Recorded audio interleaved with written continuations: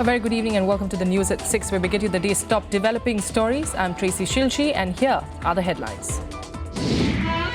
Rajya Sabha Chairman Mohammad Hamid Ansari convenes an all-party meet. No consensus on GST, but parties agree to pass 6 pending bills.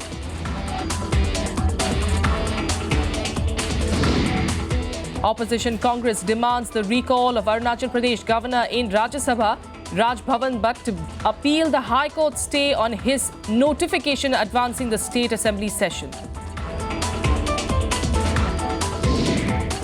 58 members of the Upper House motion to impeach Gujarat High Court Judge Justice J.B. Parpiwala. The MPs lodged protest against observations on the reservation system. Juvenile convict in the Delhi gang rape case is all set to walk free by Sunday. The Delhi High Court says there's no legal provision currently to hold him in jail. And Beijing issues a second pollution red alert this month, warns residents to prepare for a wave of choking smog over the weekend.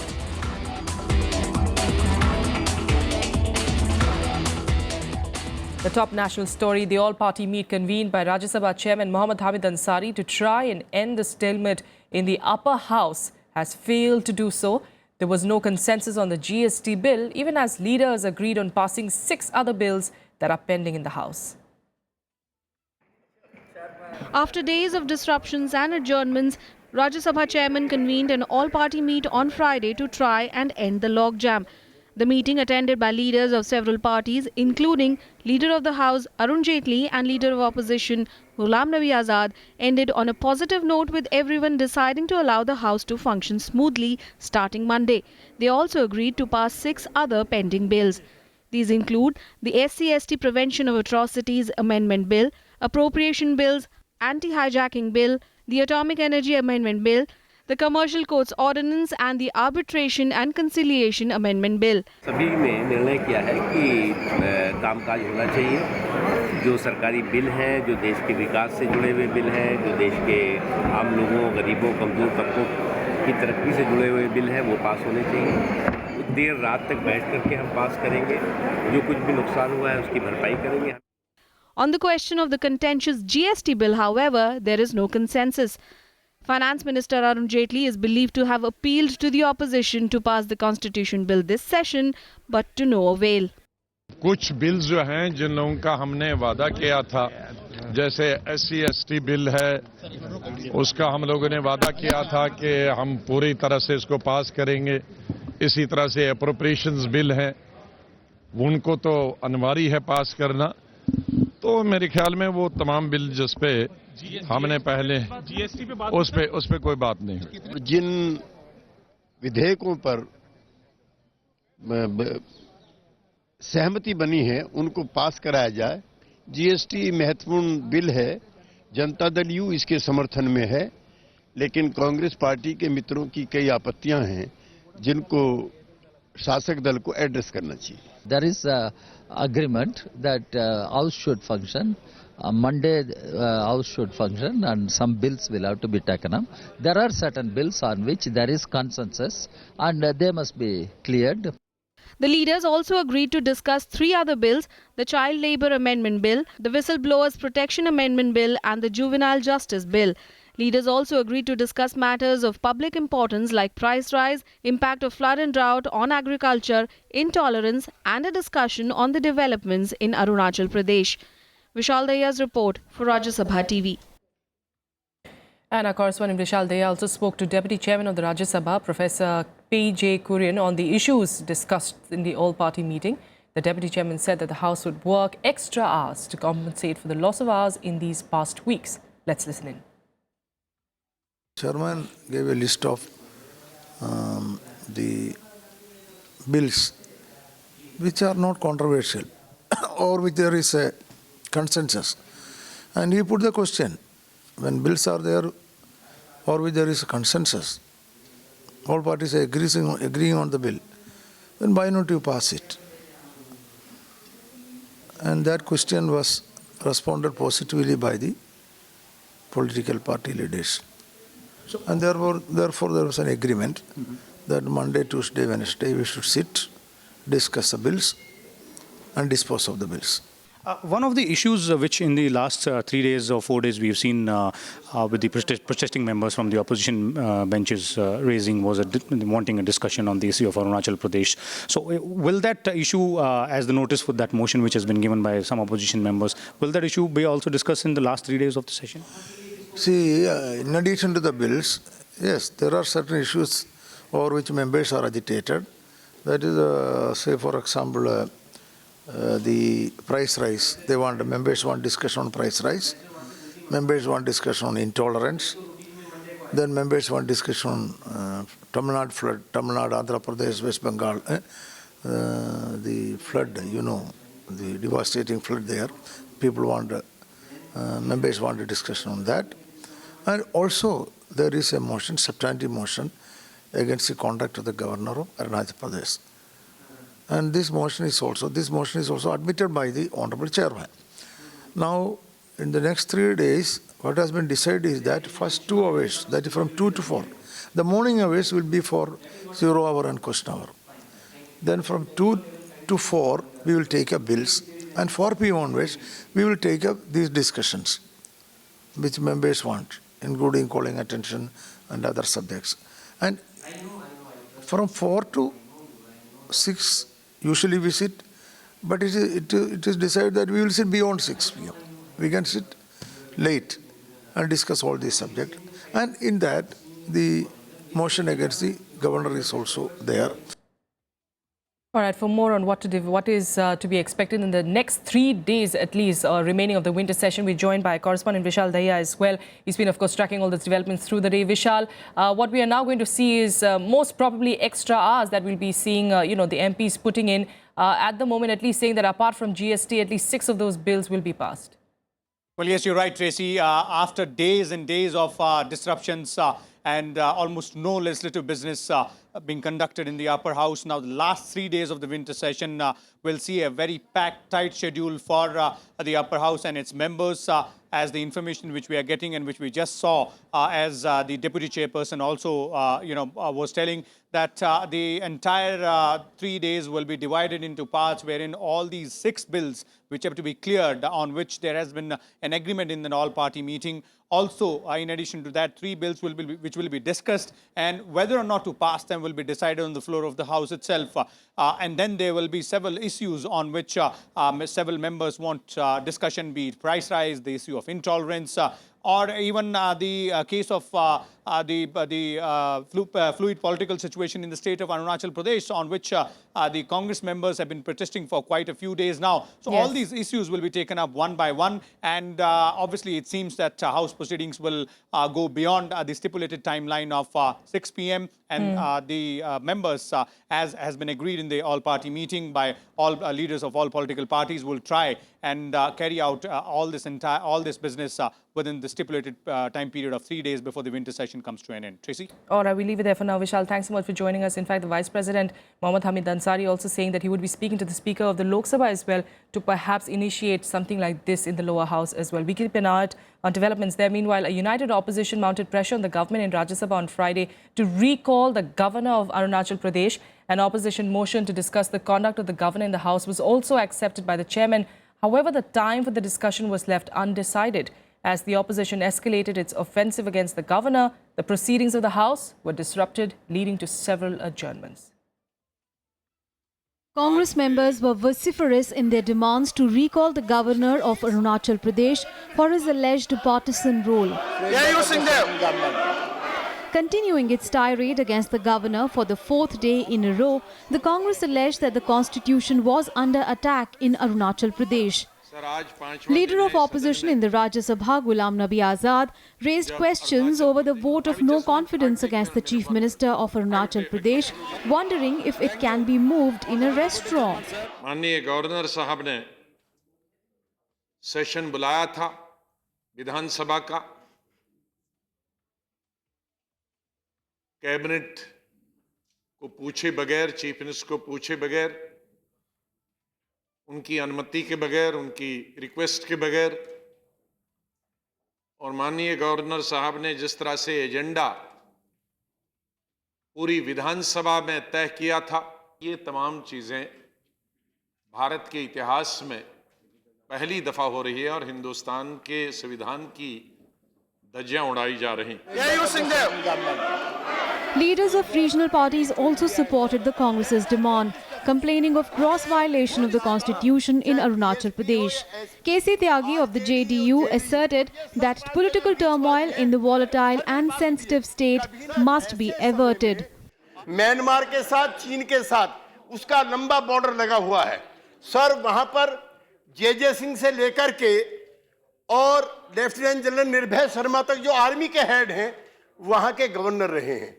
वर्तमान में मैं national interest में कहना चाहता हूं कि governor की भूमिका को लेकर के और आर्टिकल 356 को लेकर के, और सर ऐसा नहीं हुआ, कभी भी गलतियां इन्होंने भी की हैं, लेकिन मेरी बात सुन लीजिए, ऐसी गलती कभी नहीं हुई कि डांस बार में बैठ करके मीटिंग करें एमएलए की।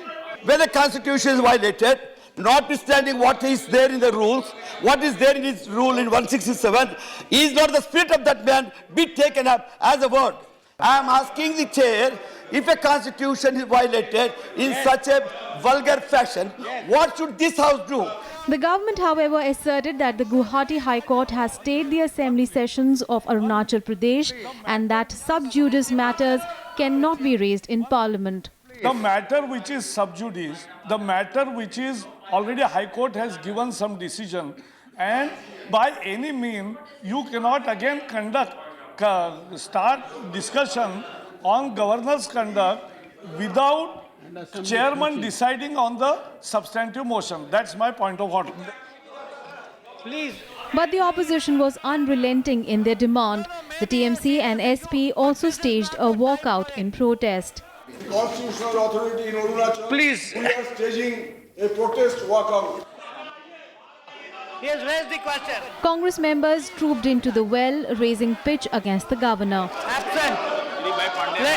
AIADMK and CPIM members also moved to the aisles, demanding the centre's intervention. The House witnessed several adjournments due to the stalemate. This is Kriti Mishra's report for Rajya Sabha Television.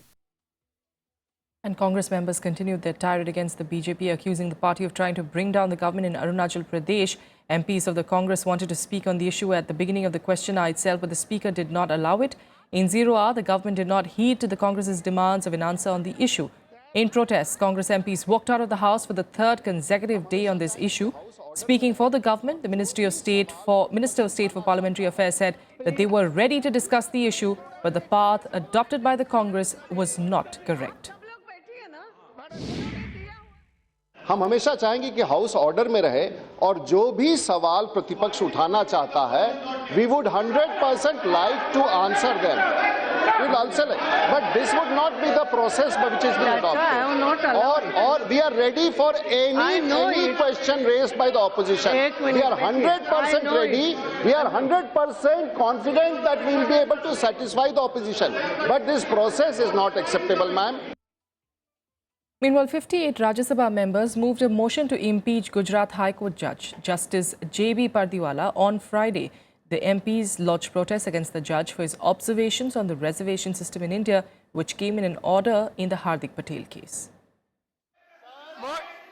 Cutting across party lines, Rajya Sabha members have moved an impeachment motion against Justice J.B. Pardiwala of the Gujarat High Court. The move was triggered mainly by a judicial order in which the judge maintained that corruption and reservation were the two villains that did not allow the country to progress in the right direction. An impeachment motion has to be passed by a two-thirds majority of members. It has to be moved by a minimum of 100 Lok Sabha members or 50 Rajya Sabha members. सभी दल के लोग उसमें सम्मिलित हैं। उन्होंने आज notice Rajya Sabha के सभापति महोदय को दिया है और उन्होंने कहा कि इसका स्टैंडर्ड प्रोसीजर फिक्स है और मैं इसको आगे बढ़ाता हूँ। Members also took strong objection to the remarks of the judge, wherein he said it was shameful that a citizen asked for reservation after 65 years of independence. He further noted that quotas were initially to stay only for 10 years but continued for over 6 decades since. Reservation is a state policy and it is in the domain of legislature, and it is not for the judiciary or judges to tinker with this state policy. As per procedure, if the presiding officer accepts the motion, he constitutes a 3-member committee to probe if the charge is serious enough to warrant removal under Article 124(4) of the Constitution. There are only 2 occasions when Parliament has taken up impeachment proceedings. In 2011, Justice Soumitra Sen resigned after the Rajya Sabha adopted the motion for his removal and sent it to the Lok Sabha to complete the process. In 1993, an impeachment move was started against Justice V. Ramaswamy, but the motion failed. If the motion is admitted, then an investigation committee comprising the Chief Justice of India or a Supreme Court judge, a Chief Justice from among the High Courts and a noted jurist will be formed. The committee's report shall then be placed before both houses of Parliament. Kriti Mishra's report for Rajya Sabha TV. With a quick break here, we'll be back with more in just a bit. Stay with us.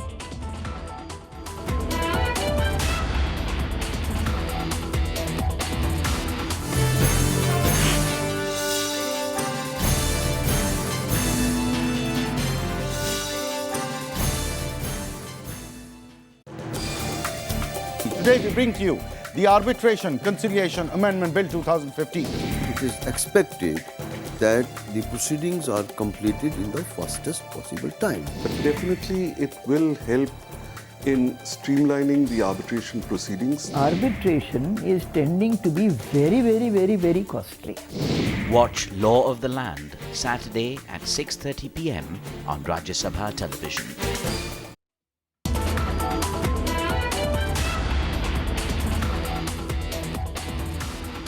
Welcome back. Now, the Delhi High Court today refused to extend jail time for the juvenile convicted in the December 16, 2012 Delhi gang rape case. The court said that he could be released on or before the 20th of December. Amid public protests, parents of the victim have demanded that the juvenile should get a stricter punishment. The youngest of the 6 convicts in the brutal Delhi gang rape incident is all set to walk free on Sunday. The Delhi High Court refused to intervene, saying he cannot be kept in custody under existing legal provisions. The 20-year-old convict has completed his 3-year jail term. उसको release तो करना ही पड़ेगा, मगर जो उसको rehabilitation की programmes हैं और जो भी हैं प्रावधान उसकी देखभाल के लिए और उसको ठीक से उसकी परवरिश हो, वो सरकार करे, इसके ऊपर कोर्ट ने कहा है. On post-release rehabilitation, the court directed the Juvenile Justice Board of Delhi to interact with the boy, his parents and the Delhi government's Women and Child Development Department officials. Meanwhile, parents of the victims said that they will abide by the court's decision. हम court से बड़े तो हैं नहीं, तो court ने जो किया सोच समझ के किया होगा, आगे जैसा होगा देखेंगे. तकलीफ तो है, लेकिन क्या करें, हम भी मजबूर हैं. The bench also said BJP leader Subramanian Swamy's petition seeking a stay on the convict's release cannot be allowed as the existing law was coming in its way. The order triggered a huge public outcry. Juvenile offenders who have been condemned, who have been declared as being the co-accused, unfortunately they got the benefit of the law. Such people should not be, such offenders should not be allowed to be mixed up in the society. The juvenile was under 18 when he was arrested for the crime. The 23-year-old paramedical student was sexually assaulted on the night of December 16th, 3 years ago. She died 13 agonizing days later in Singapore. Bureau Report, Rajya Sabha TV. And various political parties have reacted to the Delhi High Court's remarks that the juvenile's release cannot be prevented under the existing legal provisions. Listen in. And he goes back to his area, I think it's Badayon, and hopefully he is rehabilitated. And we can only hope that he will never repeat this terrible crime again. I am sure that the Home Ministry will inform the local policemen, and I'm sure that they will keep him under watch, but it will be an informal watch until the law is stabilized on that. We are willing to cooperate, but the government has created such a situation inside and outside Parliament that it has resulted in this kind of a log jam where the Parliament is simply not able to function. It has to be discussed. Parties, members, they have their views. It can be discussed and it should be discussed considering the prevailing situation in the country. We made many years ago. People didn't grow up so quickly. And I think the government is actively engaged, to bringing down this age.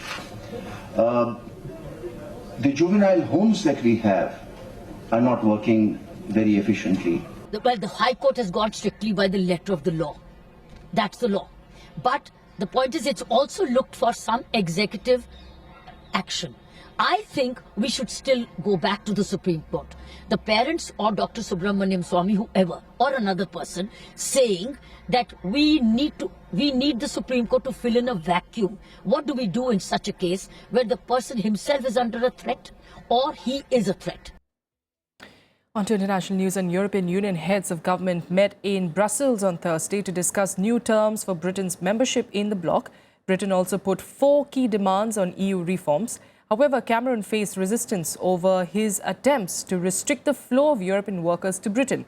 Other nations warned that British demands had to remain in line with the principles of the existing European treaties.